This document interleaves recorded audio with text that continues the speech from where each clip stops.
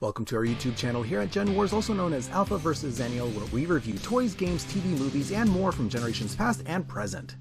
I'm back on the road again, traveling to one of Arizona's most anticipated toy shows of the year, the Tucson Toy Show. 2024 has come and gone, and here we are starting off 2025 right with this year's first big major toy show. I look forward to this event every year as vendors and toy hunters alike gather here from a variety of different states in America to find rare and unique treasures and toy gold. Traveling through the bleak, pitch-black desert streets and highways, I make my annual pilgrimage till I finally arrive in Tucson, just as the sky breaks twilight and I finally arrive a bit after dawn. Even though this is a desert, the air is chilly this time of year, especially if you're standing out in the shade. But there's nothing like meeting strangers and making new friends, as everyone is lined up for that early bird entry. As you can see, the line is pretty hefty and wraps around the building and extends out through the parking lot. It's usually why I show up an hour early, just to be near the front. Quick word of caution, don't park your car in other business lots, specifically the Red Roof Hotel nearby, as they will tow your car. If you want to hear more details about the convention center itself, check out my past Tucson Toy Show reviews. You can click here on this button. Early bird entry was $20, but it does let you get in an hour earlier than the normal $10 admission, which may be worth it if you're actually trying to find rare, unique items before anybody else does, considering if the vendors haven't already traded amongst themselves before the doors open. What can I say about the Tucson Toy Show that I haven't already said before? This place is jam-packed and loaded with toys, comics, art, and all sorts of pop culture goodies spanning from modern to decades and decades in the past, covering nearly all generations from when toys first became prominent in America.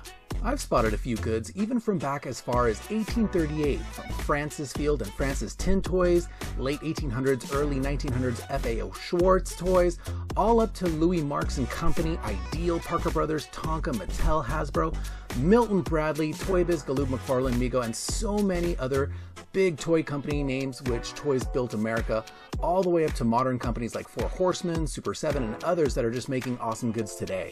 Some of the big hits that I noticed this year were, of course, your classic Star Wars. We had G.I. Joes, Masters of the Universe, Teenage Mutant Ninja Turtles, a few tables I saw with Japanese imported toys and Chinese like Joy Toy Products.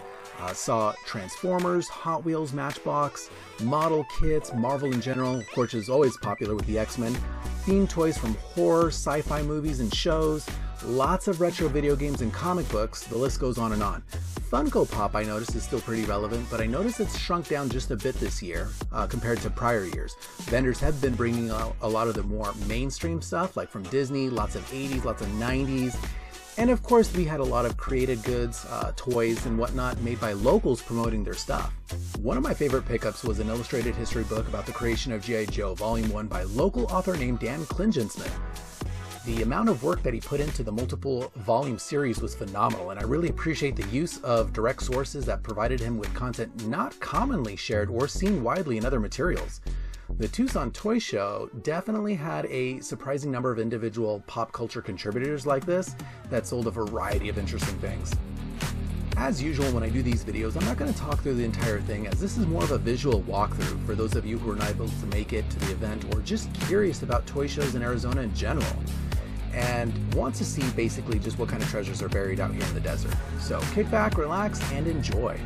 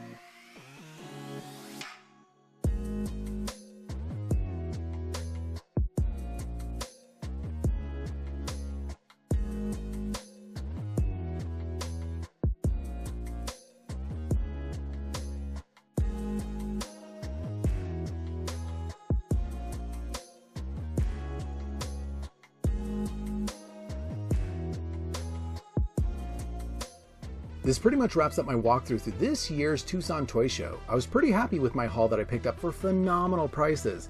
I got 3 boxes of the DC Retro Batman dioramas by McFarlane Toys, the Batcave, Manor, and Villains Hangout, all for $10 each.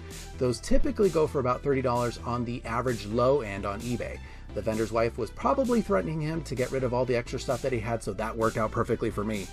As I mentioned before, I did pick up the Volume 1 of The History of Creating G.I. Joe by Dan Clinchin-Smith for about $30. I got to support my local author, and this will be a really awesome reference piece to some of my favorite G.I. Joes of the time. I got a rare TMNT 25th Anniversary reissue Leonardo that comes with the DVD, you know, one of those little round discs that plays movies. Got that for about $10. They typically go for about $30 to $40 on average online.